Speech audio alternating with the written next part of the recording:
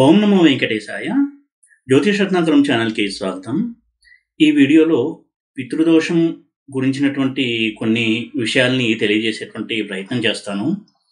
అయితే పితృదోషం గురించి ఇంతకుముందు కూడా వీడియోస్ చేయడం జరిగింది. అయితే ఈ వీడియోలో పితృదోషాన్ని కేవలం రెమెడీస్ పర్స్పెక్టివ్లో, అంటే రెమెడీస్ దృష్టికోణంలో, లేకపోతే ఎటువంటి కాంబినేషన్స్ ఉంటే పితృదోషం ఉంటుంది, దాన్ని ఎలా నివారించుకోవాలని మాత్రమే కాకుండా ఆధ్యాత్మిక పరంగా, సనాతన ధర్మం పరంగా పితృదోషం ఏం తెలియజేస్తుంది, అలాగే ముఖ్యంగా రాహువు ఇచ్చేటువంటి ఈ పితృదోషంని ఎలా మనం అర్థం చేసుకోవాలి, రాహువు పితృదోషం ఇచ్చినప్పుడు ఏం సంకేతాలు ఇస్తున్నాడు, ఏం మెసేజ్ ఇస్తున్నాడు అనేది మనం ఆధ్యాత్మిక పరంగా, సనాతన ధర్మం పరంగా ఎలా అర్థం చేసుకోవాలి, ఇలాంటి విషయాలు కొంత నేను చెప్పేటువంటి ప్రయత్నం చేస్తాను.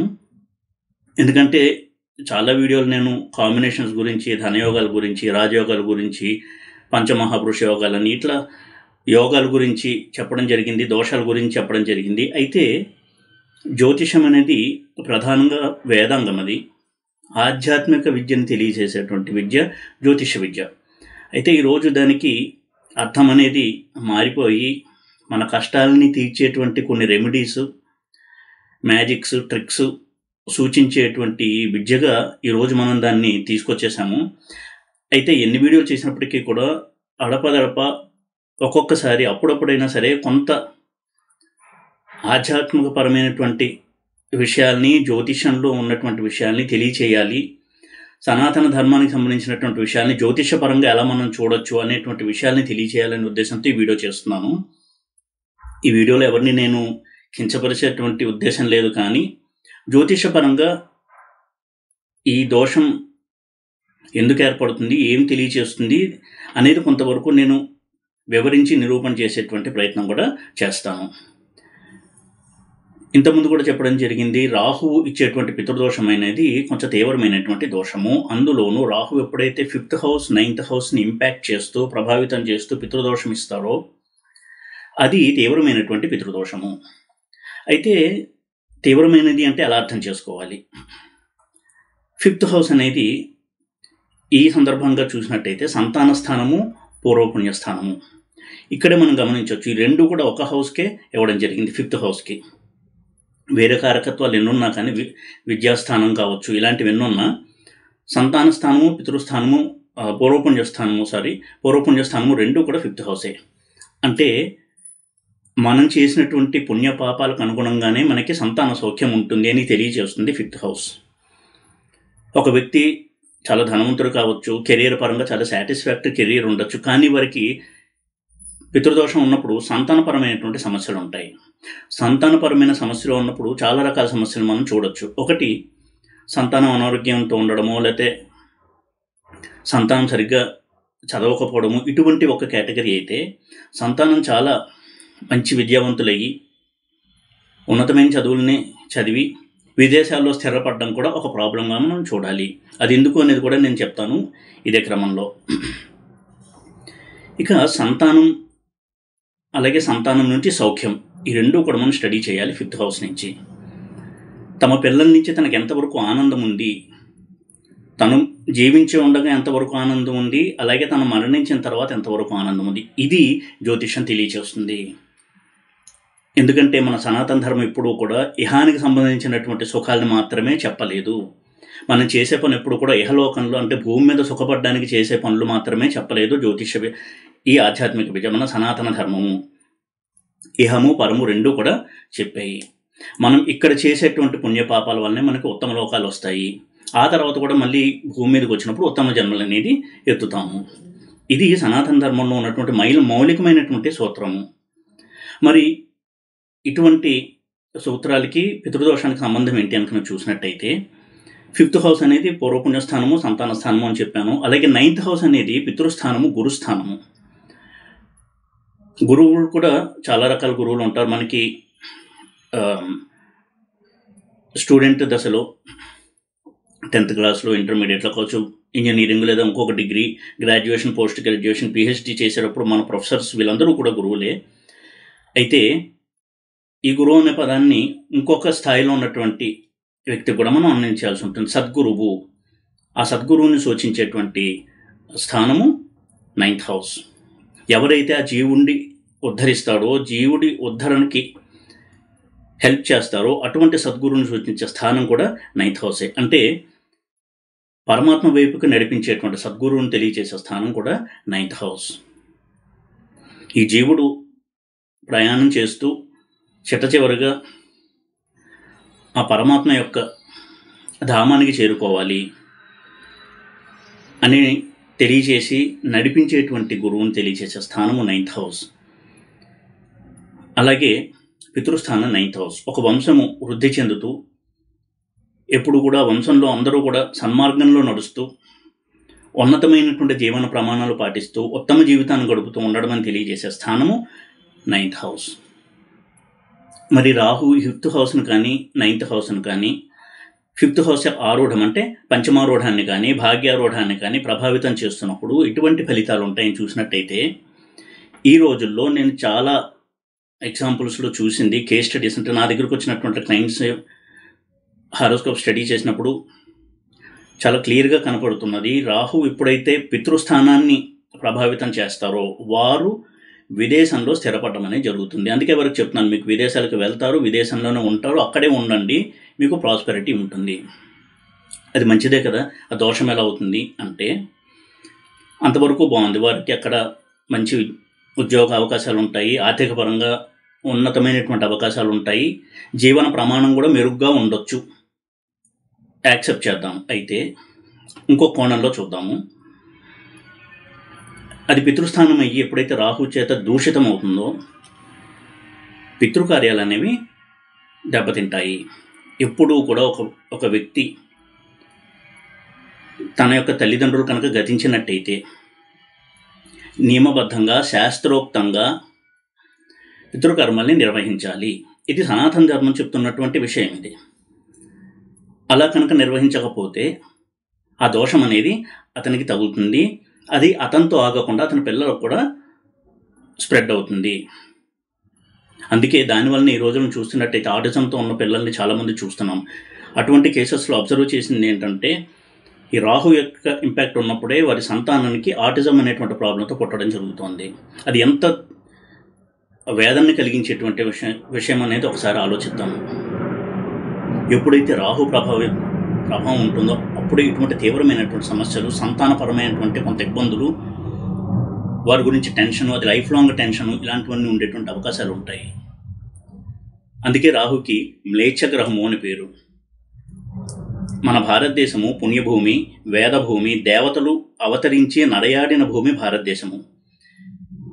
ఎంతమంది దేవుళ్ళున్నా అందరూ గొప్పవారే, అన్ని మతాలు గొప్పవే, కానీ వేదంలో చెప్పబడినటువంటి దేవతలు అవతరించేటువంటి భూమి భారతదేశం మాత్రమే. ఎందుకంటే వేదంలో చెప్పబడిన దేవతలు అంటే దేవతలకు మంత్రం ఉంటుంది, జపం ఉంటుంది. అటువంటి దేవతలు వారు ఎప్పుడూ కూడా ఉంటారు, సనాతనమైనటువంటి దైవాలుగా ఉంటారు వాళ్ళు. అటువంటి దైవాలు నడయాడిన భూమి, ఋషులు తిరిగిన భూమి, యోగులు తిరిగిన భూమి భారతదేశము. ఇక్కడ మాత్రమే ఉత్తమ లోకాలకు సంబంధించినటువంటి పనులు చేయడానికి అర్హత ఉంటుంది. అంటే భూమి మీద ఉండి ఒక స్వర్గానికి సంబంధించినటువంటి పని చేయాలన్నా, పితృలోకానికి సంబంధించిన పని చేయాలన్నా ఈ నేల మీద మాత్రమే చేయాల్సి ఉంటుంది. అందుకే దీనికి కర్మభూమి అని పేరు. ఇతర భూములన్నీ కూడా భోగభూములవి. ఈ భూమి మీద ఉన్నటువంటి గంగా, యమున, కావేరి ఇటువంటి నదుల్ని పుణ్యనదులు అన్నారు. ఈ జలాలకి ఉత్తమ లోకాలకు సంబంధించినటువంటి కర్మలను ఆచరించేటువంటి అర్హత ఉంటుంది.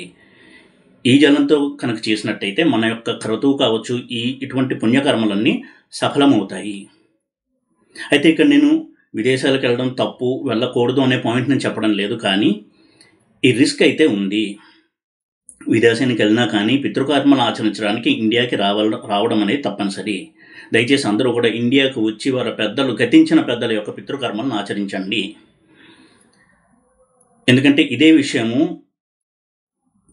కంచి మహాస్వామి అమెరికా నుంచి వచ్చిన ఒక భక్తుడితో సంభాషించేటప్పుడు ఈ విషయాన్ని చెప్పడం జరిగింది. ఆ లింక్ కూడా మీకు డిస్క్రిప్షన్లో పెట్టేటువంటి ప్రయత్నం చేస్తాను.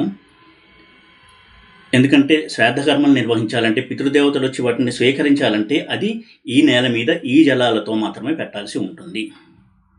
అలా పెట్టినప్పుడు పితృదోషం అనేది ఏర్పడుతుంది. అది అతనితో కాకుండా అతని వంశానికి సంక్రమిస్తుంది. ఈ విషయాన్ని ఎప్పుడు కూడా గుర్తుపెట్టుకోవాలి, విశ్వసించాలి. విశ్వాసం అనేది ముఖ్యము.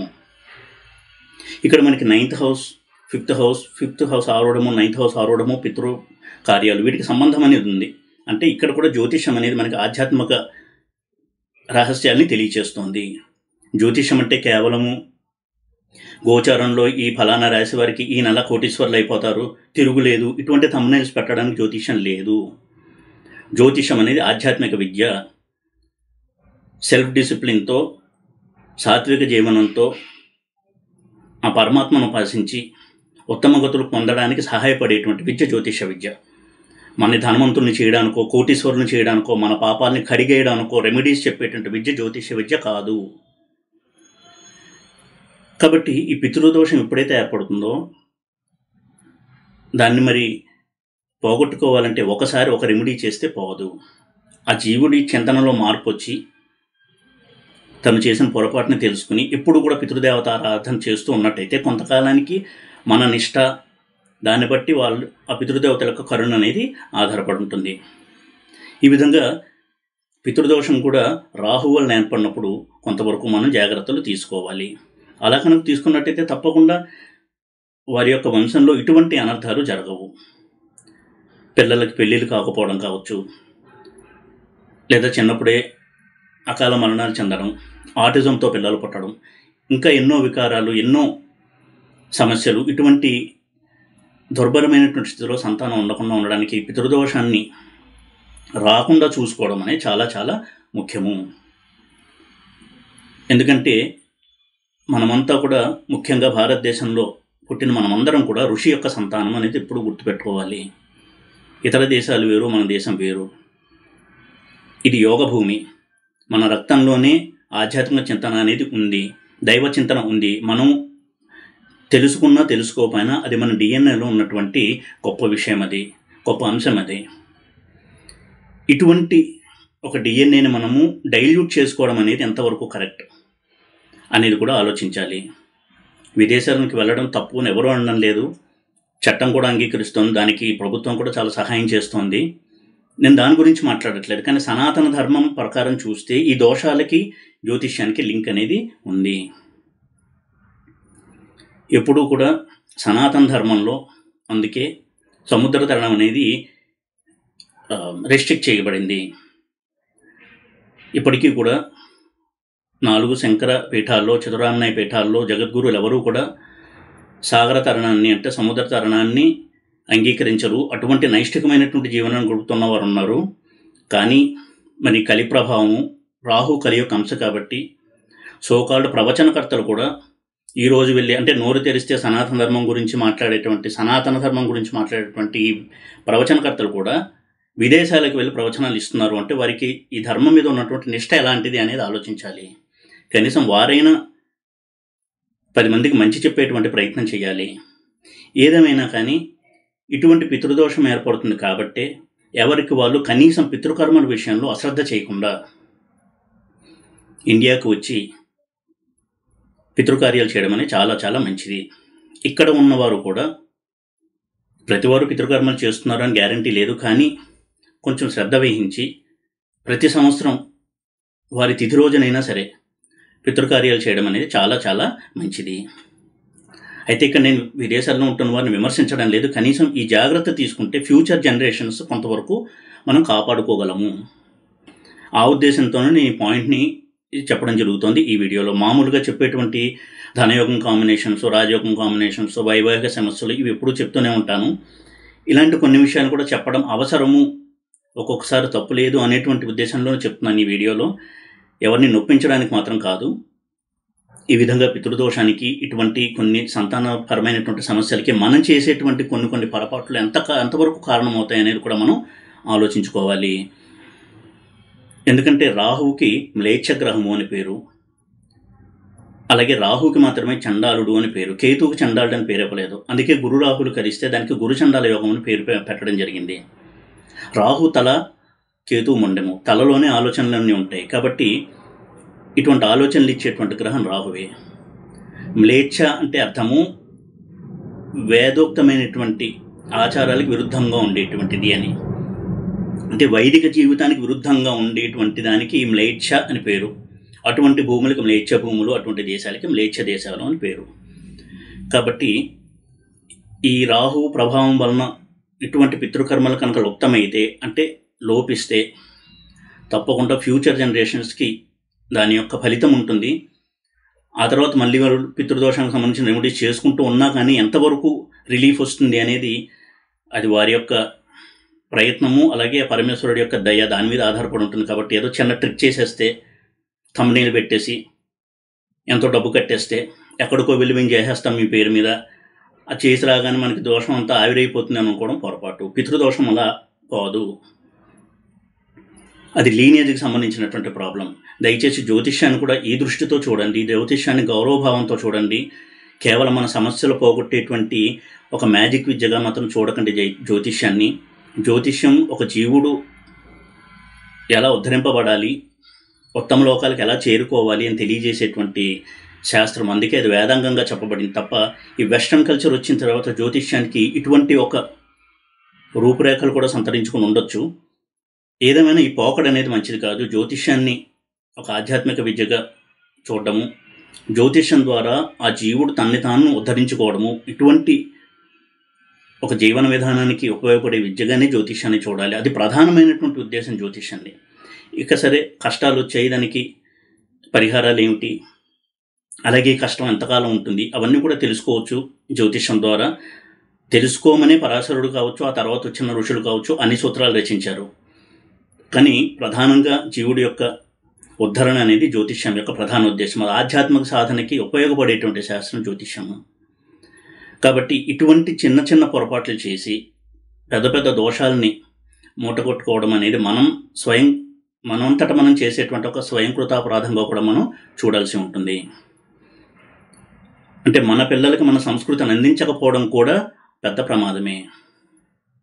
ఎందుకంటే సంస్కృతి అనేది జీవన విధానం. అది మనం జీవిస్తూ పిల్లలకి చూపించాల్సినటువంటిది తప్ప ఒక యానిమేషన్ మూవీ చూపించేసో, ఒక వీడియో గేమ్ చూపించేసో రాముడు గురించి కృష్ణుడి గురించి చెప్పడం అనేది కరెక్ట్ కాదు. లేదా ఒక ఉపన్యాసం వినిపించేస్తే రాముడు కృష్ణుడు అర్థం కారు. జీవన విధానంలో ఆధ్యాత్మిక చింతన ఉండాలి. చిన్నప్పటి నుంచి చిన్నపిల్లలకు ఉదాహరణకి గణపతి నవరాత్రులు వచ్చి వాళ్ళని తీసుకెళ్లి పత్రిక కనిపించడం, వారిని దగ్గర కూర్చోబెట్టి పూజ చేయించడం, ఇలా చేస్తే వాళ్ళకి ఆ పూజ అనేది తెలుస్తుంది. ఆ పూజ ఆ భగవంతుడితో కొంత అనుబంధం ఏర్పడుతుంది. అయితే ఇతర దేశాల్లో దీపాలు పెట్టకూడదు, అగరబత్తులు వెలిగించకూడదు, ఇటువంటి దేశాల్లో ఉంటూ మన సంస్కృతిని వాళ్ళకి అందించడం అనేది ఎంత కష్టమో ఆలోచించండి.